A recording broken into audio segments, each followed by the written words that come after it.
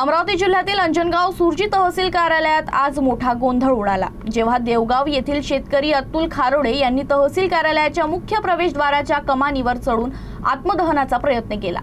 पाणंद रस्त्याच्या वादातून काही लोकांनी आपल्याला मारहाण केल्याचा आरोप करत त्यांनी प्रशासनाविरोधात संताप व्यक्त केला।